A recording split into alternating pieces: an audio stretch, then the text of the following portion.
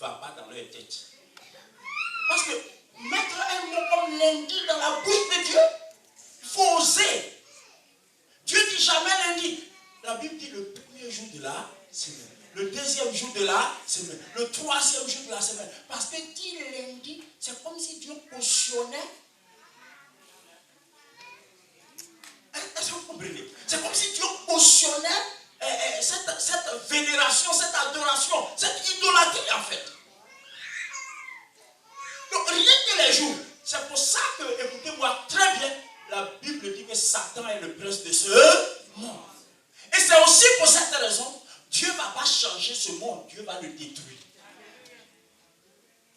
Parce que tout ce qui est dans ce monde est mauvais. Même les jours. On est obligé, quand on fait notre truc, on met lundi temps. Ça dit, tu veux pas, tu mets lundi temps. Quand tu mets lundi temps là, bon, les gens ne réalisent pas, mais ceux qui sont versés dans la mythologie grecque, mythologie babylonienne, ils savent. Quand ils mettent lundi, ils savent. C'est pour ça que les rosicruciens, les francs-maçons, ils savent. Il y a des choses, il y a des activités, ils ne font pas lundi, ils préfèrent faire ça par rapport aux objectifs qu'ils veulent atteindre. Parce qu'il y a des jours affectés à des divinités. Ça va nous aider à comprendre cette affaire de Noël. Donc la première raison, c'est que Jésus n'est pas né en décembre. Dis à quelqu'un, Jésus n'est pas né en décembre. Alors, si Jésus n'est pas né en décembre, qui on célèbre en décembre? Il faut bien chercher qui c'est.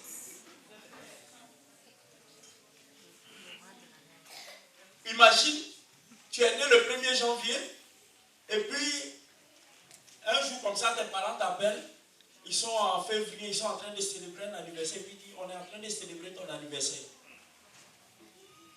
Toi, tu es né en janvier, et on célèbre ton anniversaire, et tu dis, moi, mais je ne suis pas né.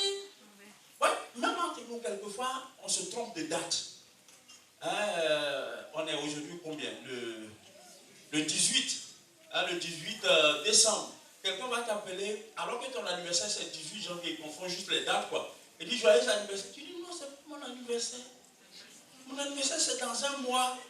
Tu dis oh, mais c'est 18 non? Oh, oui, c'est 18, mais c'est pas mon anniversaire. Vous voyez, c'est souvent nous-mêmes entre nous. Et les gens ont imposé un anniversaire à Jésus. Ils lui ont imposé ça. Et tout le monde est dans la danse. Par exemple, chrétien, tout le monde est dans la danse. Le triste, le comble, c'est quoi? C'est que même les chrétiens évangéliques sont dans la danse. Et ils trouvent des moyens pour justifier ça. La deuxième raison. Vous savez? Alors, dites deuxième raison. Alors, écoutez-moi très bien. Dieu, fondamentalement parlant, a institué cette fête. Cette fête. Dis avec moi, cette fête. Les 7 fêtes que Dieu a instituées, toutes ont été instituées dans l'Ancien Testament. D'une part. Et d'autre part, Dieu dit que ce sont ses fêtes à lui. Ce n'est pas pour quelqu'un, c'est pour lui. C'est écrit dans la Bible, Lévitique 23. Regardez, prenons juste, on va pas tout lire. On va lire juste une petite partie. Lévitique 23. Il dit, parle. L'Éternel parla à Moïse et dit, parle aux enfants d'Israël et dis-leur. Et non, parle aux enfants d'Israël et tu leur diras les fêtes de l'Éternel. Vous voyez bien la mention? Les fêtes de qui? Les fêtes de l'Éternel. Je continue. Il dit les fêtes de l'Éternel que vous publierez seront des saintes convocations. Et puis Dieu continue en disant à Moïse, voici mes fêtes. C'est bien ça, hein? Voici quelles sont mes fêtes. C'est Dieu qui parle. Voici quelles sont mes fêtes. Ce sont ses fêtes à lui. Et les fêtes de l'Éternel dans la Bible sont au nombre de combien? Alors je vous cite. La première de ces fêtes, de ces 7 fêtes, c'est la Pâque. La deuxième, c'est la fête des pains sans levain. La troisième, c'est la fête des prémices. La quatrième, c'est la Pentecôte, ou appelée encore fête des moissons. La cinquième, c'est la fête des trompettes. La sixième, c'est la fête des expiations. Et puis enfin, la septième, c'est la fête des tabernacles. La fête des tabernacles.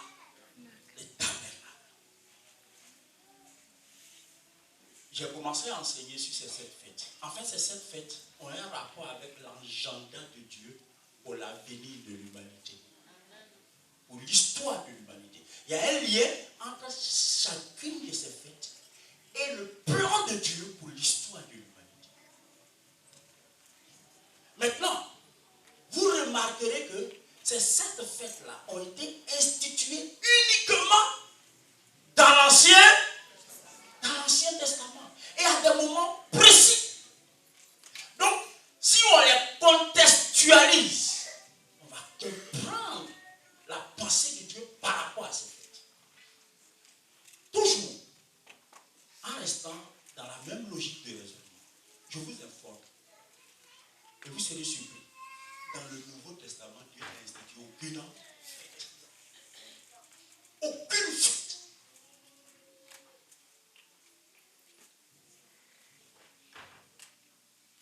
Vous prenez Matthieu, Marc, Luc, Jean, les 4 évangiles. Il n'y a pas eu de fête instituée. Vous prenez Actes, il n'y a pas eu de fête instituée. Vous prenez les épîtres, que ce soit de Paul, de Pierre ou de Jean, il n'y a pas eu de fête instituée. Alors, il y a une raison à cela. Mais je ne vais pas m'aventurer sur ce terrain-là pour ne pas trop vous prendre du temps. Retenez simplement. Qui a la Bible? Qui a sa Bible? Alors, la Bible a 2 parties, 2 grandes parties. L'Ancien Testament. Ok. L'Ancien Testament, c'est le fondement de la loi de Moïse. Le Nouveau Testament, c'est le fondement, le socle sur lequel repose la nouvelle alliance, le Nouveau Testament. Et dans le Nouveau Testament, il n'y a pas eu d'institution de fête. Il y a 2 choses qui ont été instituées dans le Nouveau Testament. Le baptême et la Sainte Seine. Point final. Et la Sainte Seine, le Seigneur a demandé qu'on le fasse autant qu'on veut. Mais chaque fois qu'on fait la Sainte Seine, on doit faire ça en mémoire de lui, de sa mort, pour annoncer sa mort. Mais ni Jésus, ni ses apôtres, personne n'a institué de fête dans le Nouveau Testament. Alors, d'où vient que l'Église est si zélée dans les fêtes? C'est sur quelle base?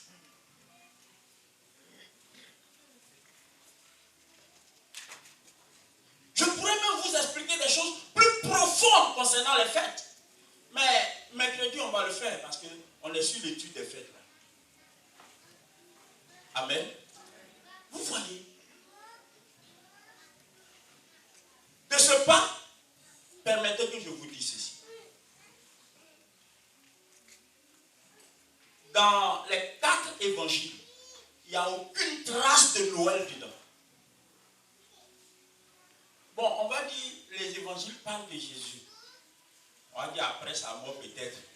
Mais après sa mort, les actes, les épîtres de Paul, les épîtres de Pierre, les épîtres de Jean, il n'y a pas une seule mention de Noël ou d'un anniversaire quelconque, d'une commémoration quelconque. Il n'y a pas ça du tout dans la Bible. Alors, d'où vient que les gens, les chrétiens, sont si engagés dans cette célébration? Ça vient d'où? Puisque par définition, la foi évangélique est une foi qui a sa source dans la parole de Dieu. Ça veut dire quoi? Ça veut dire que tout ce qui n'est pas soutenu par la parole de Dieu ne concerne pas ma foi. Je ne peux pas accepter d'intégrer dans ma foi ce qui n'est pas bibliquement justifié. Ça, c'est l'enseignement de la parole de Dieu. Parce que, en tant chrétien, si je pose un acte qui plus est une institution, je dois pouvoir justifier ça dans la Bible. Or, Noël n'a aucune justification dans la Bible. C'est-à-dire, vous prenez de la Genèse jusqu'à l'Apocalypse, vous ne verrez pas même la moitié d'un verset qui vous permet, qui vous autorise à célébrer Noël. Alors la question revient, dans ce cas-là, qui les gens célèbrent? Parce que croyez-moi, si commémoration devrait y avoir, les personnes les plus habilitées à commémorer la naissance de Jésus, c'était ses premiers disciples. Vrai ou faux? Pierre n'a jamais célébré Noël. Jamais. Il aurait parlé de ça. Paul non plus, jamais. En fait, c'est quelque chose qui est complètement étranger à la Bible. C'est étranger à la Bible, étranger. Les gens sont allés prendre ça où on ne sait pas. Quand on finit ce culte, des amis qui sont en train de faire des courses pour Noël, c'est leur choix. Mais quand ils vont te demander pourquoi tu ne fais pas, la seule chose pour défendre ce que tu crois, c'est de lui demander pourquoi lui il fait. Troisième raison. Si nous avons tenu compte de tout ce qui a été dit jusque-là, on voit visiblement que Noël n'est pas supporté par la Bible. La Bible ne cautionne pas Noël. Alors si la Bible ne cautionne pas Noël, alors que c'est la célébration la plus populaire au monde, ça veut dire que ses origines sont païennes. Parce que pour que les païens soient si enthousiastes des féticheurs, des idolâtres, soient si enthousiastes pour célébrer Noël, c'est que c'est là à faire. Païen ne s'engage pas dans les choses qui ne lui appartiennent pas. Et c'est bizarre. Vous savez, dans un grand document qu'on appelle la catholique, enfin c'est en anglais, Catholic Encyclopedia. Donc l'encyclopédie catholique. Et ça c'est très fort. L'encyclopédie catholique. Le volume 3, à la page 724 et 728, dit ceci: Noël ne fait pas partie des fêtes originelles de l'Église. Vous avez noté les pages, comme ça vous pouvez vérifier ça. Encyclopédie catholique, page 724, 728. Et c'est écrit noir sur blanc. Vous savez ce qui est grave avec les catholiques? C'est qu'ils savent la vérité, mais ils ne l'enseignent pas. Je reprends. Noël ne fait pas partie des fêtes originelles de l'Église. Et puis continue. Irénée et Tertullien, ça c'est des pères de l'Église, Irénée et Tertullien, ne la mentionnaient pas dans leur liste des fêtes. Alors pourquoi vous engagez le monde entier en fête? Pourquoi? Pourquoi?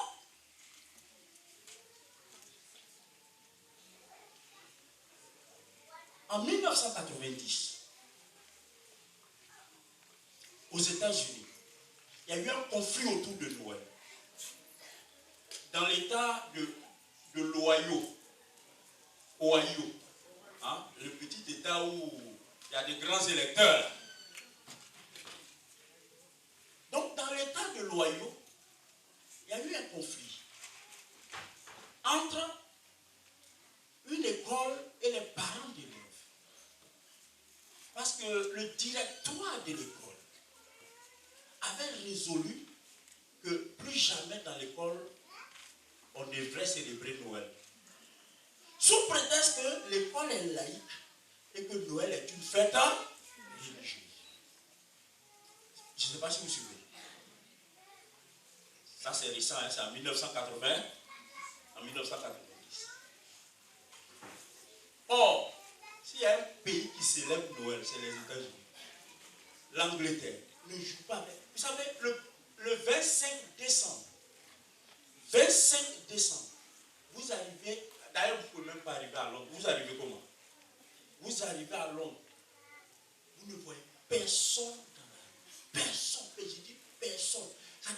5 décembre, il est inconcevable de trouver quelqu'un dans la rue. Non, ils sont chez leurs parents. Il n'y a pas de bus, il n'y a rien. Oh, voilà, il vient de Londres. Ou bien c'est pas vrai, ce que je dis.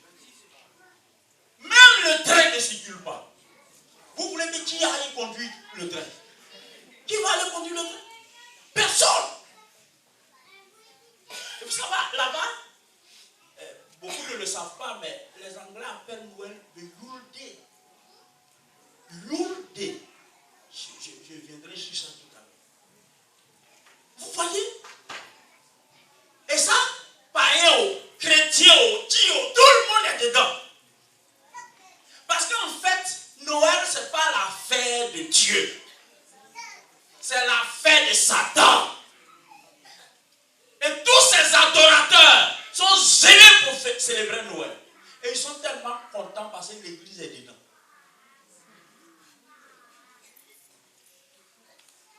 Noël, ce n'est pas une affaire du royaume. C'est une affaire démoniaque. C'est la sorcellerie. Sorcellerie de haut vol.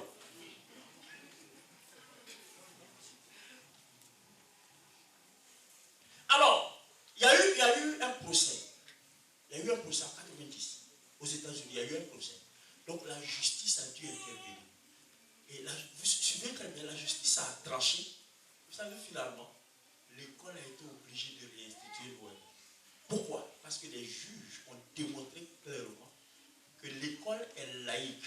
Mais l'école étant laïque, il n'y a pas d'incompatibilité entre l'école laïque et Noël, parce que Noël n'est pas une fête chrétienne. Par conséquent, l'école peut célébrer Noël. La seule chose que l'école peut faire, c'est d'exclure les prières et tout ça. Tout ce qui est prière autour de Jésus, ou bien les trucs de crèche. L'école peut enlever. Mais l'école peut célébrer Noël. Parce que Noël, ce n'est pas pour les chrétiens. Le monde sait ça. Les francs-maçons savent. Les sorciers savent. Le Vatican sait. Il n'y a que toi qui ne sais pas.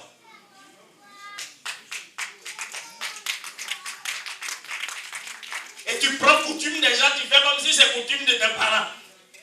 On ne peut pas faire Noël. Quand les gens établissaient Noël, tu étais où? Au lieu de prendre l'argent là, tu vas investir dans l'œuvre de Dieu, tu vas aller acheter des sapins.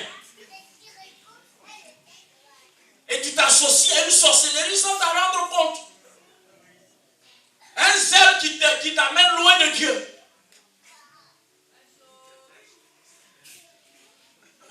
Quatrième raison. Donc la troisième raison, c'est que Noël est d'origine païenne.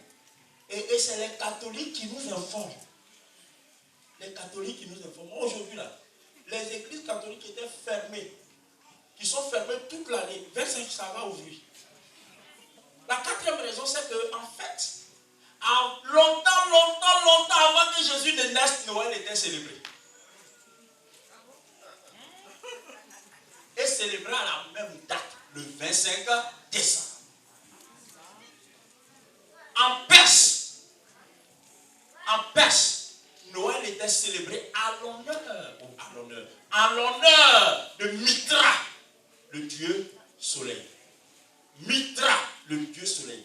Donc, l'adoration de Mitra a donné naissance à une religion qu'on appelle le mitraïsme. Vous pouvez aller dans le dictionnaire, dans le mitraïsme. Le mitraïsme, c'est tout le culte autour de la divinité qu'on appelle Mitra. Et Mitra, c'est dans la langue perse, c'est le soleil invaincu. Le soleil invaincu. Est-ce que vous suivez très bien? Maintenant, ça c'est en Perse. Mais en Égypte, le même soleil invaincu et la même vénération était faite à l'honneur d'Osiris. Osiris. O-S-I-R-I-S. Osiris. Et Et Osiris, dans la mythologie égyptienne, représentait Nimrod. Maintenant, Osiris, qui représentait Nimrod, avait pour épouse Isis. Maintenant, Nimrod va mourir. Donc, Osiris va mourir. Et quand Osiris meurt, ça c'est une longue histoire, toujours dans la mythologie égyptienne, Isis va avoir des histoires avec quelqu'un d'autre. Et puis, un enfant, elle prend grossesse. Quand elle prend grossesse, elle refuse de dire avec qui elle a pris la grossesse. Seulement, elle fait croire à son entourage que c'est Nimrod qui est mort. Donc, Osiris qui est revenu sous la forme d'un enfant. Et donc, cet enfant-là, elle va le mettre au monde. Et cet enfant va s'appeler Horus. H-O-R-U-S. Horus.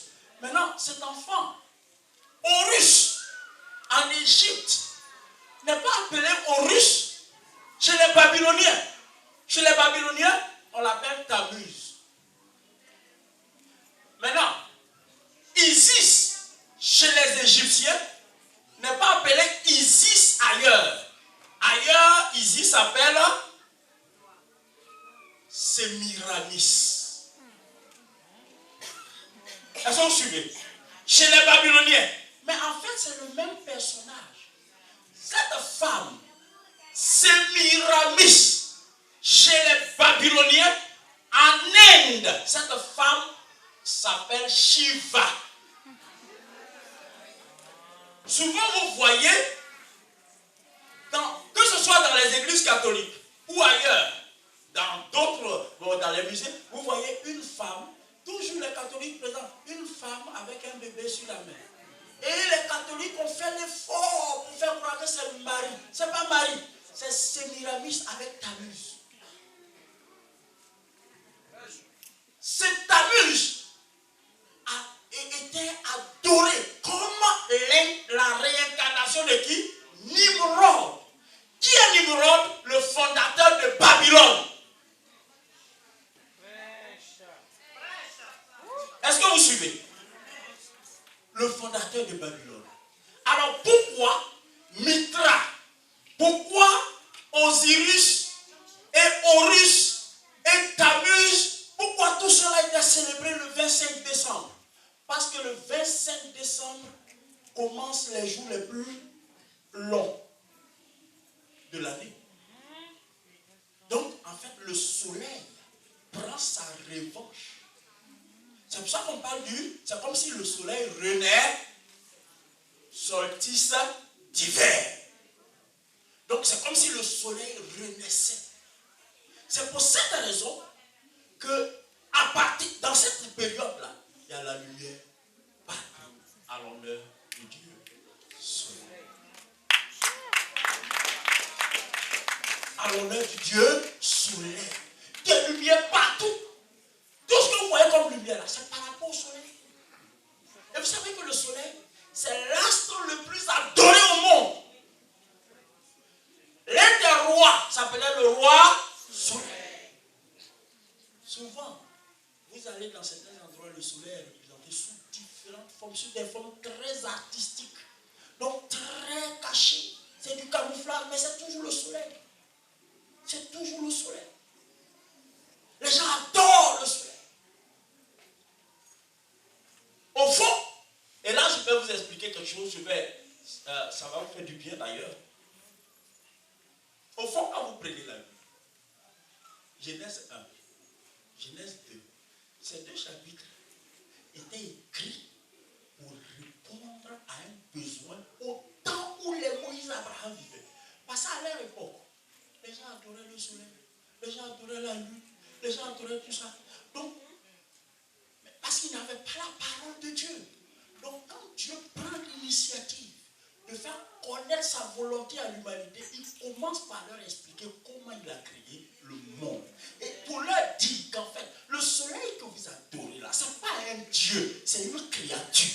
C'est moi qui ai créé le soleil. Et voici le rôle du soleil. Voici le rôle de la lune. Voici le rôle des étoiles. Ne les adorez pas. voici le message. Ne les adorez pas. Les arbres, ne les adorez pas. Les rivières, ne les adorez pas. Parce que je les ai créés pour tel. Vous voyez, chaque chose créée appartient à un règne. Il y a le règne minéral. C'est le premier règne. Après, il y a le règne végétal. Après, il y a le règne animal. Après, il y a le règne humain. Au-dessus de tous ces règnes, il y a le règne angélique. Et au-dessus du règne angélique, il y a le règne divin. Le Père, le Fils et le Saint-Esprit. Donc, tout appartient à un règne. Tout appartient à un ordre. Est-ce que vous comprenez? Donc, c'est pour ça que Dieu est choqué. Tu vois que les gens adorent le soleil. Mitra, tout ça là. T'amuses. Les gens adorent. Même dans la Bible. Vous savez pourquoi? Quand Israël quitte l'Égypte, suivez très bien. Dieu donne des consignes tellement radicales à Israël. Dieu dit ceci à Israël. Quand vous allez arriver à Canaan, détruisez les nations qui sont là-bas. Avec leur Dieu. Parce que je ne veux pas que vous entriez dans cette affaire. Malheureusement, Israël ne l'a pas fait. Donc Israël va se retrouver en train d'adopter les croyances de ces nations. Et regardez, prenons Jérémie. Non, Ézéchiel. C'est 8, 12. Ok. Fils de l'homme, vois-tu ce que font dans les ténèbres les anciens de la maison d'Israël, chacun dans sa chambre pleine de figures. Figures les statuettes, quoi. Ouais. Un peu comme ce que tu avais avant. Avant. Ok. Quand ils disent, l'Éternel ne nous voit pas, l'Éternel a abandonné le pays, et il me dit, tu verras encore d'autres grandes abominations qu'ils commettent. Et il me conduisit à l'entrée de la porte de la maison de l'Éternel du côté du septentrion. Suivez très bien. Et voici, il y avait là des femmes assises qui pleuraient qui?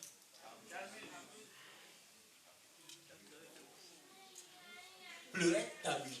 À cette époque, Jésus n'était pas encore né. Les femmes assises faisaient quoi? Pleuraient Tammuz. Maintenant, et il me dit, vois-tu, fils de l'homme, tu verras encore d'autres abominations plus grandes que celles-là. C'est-à-dire, le fait de pleurer Tammuz, Dieu décrète que c'est une homme. Mais Dieu dit, ça c'est encore rien. Premièrement, il a dit, après il dit, encore, il dit, ça c'est encore rien. Maintenant, regardez. Il dit, et il me conduisit dans le parvis intérieur de la maison de l'Éternel. Et voici, à l'entrée du temple de l'Éternel, entre le portique et l'autel, il y avait environ 25 hommes tournant le dos au temple de l'Éternel et le visage vers l'Orient. Et ils se prosternaient à l'Orient devant quoi?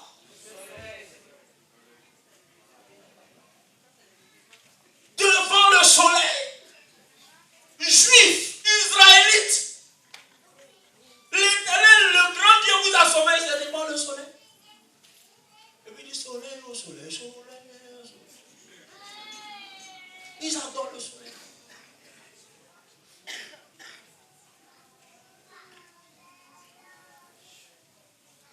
L'encyclopédie britannique, là c'est pas catholique, c'est britannique. Édition de 1946. Dit ceci. Encyclopédie britannique, édition 1946. Noël ne faisait pas partie des premiers festivals de l'Église. Certains latins, aussitôt qu'en 354, ont peut-être transféré l'anniversaire du 6 janvier au 25 janvier, qui était alors une fête mitraïque. Hein, c'est ça? Une fête mitraïque. Mitraïque. Donc, mitra.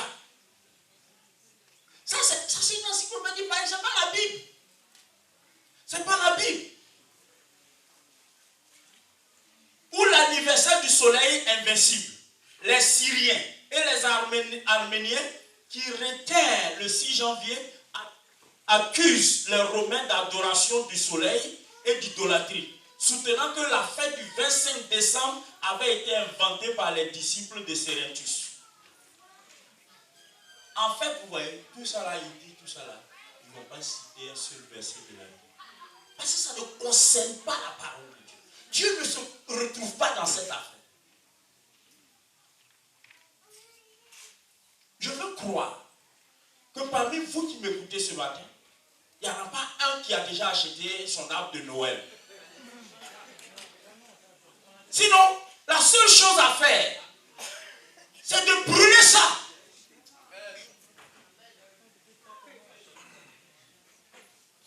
Cinquième raison. Voyez, eu égard à tout ce que nous avons dit jusque-là, croyez-moi, la fête de Noël est un affront au Dieu de la Bible. C'est un affront. Pourquoi c'est un affront? Parce qu'en fait, la célébration de Noël honore Mithra et déshonore Jésus. C'est simple.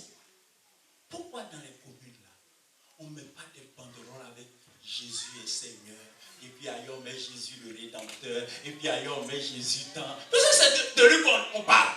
Pourquoi on ne met pas ça? Essayez de mettre, une commune n'a pas mettre ça. Les gens vont faire pétition pour dire enlève ça. Enlève. Mais ils sont prêts à célébrer Noël. Les mairies investissent dans ça. La fête de Noël, la célébration de Noël, la participation à cette fête-là, c'est un affront à Dieu. C'est pour ça que depuis que j'ai compris ça, je ne peux jamais me impliquer dans cette affaire. Je ne peux pas.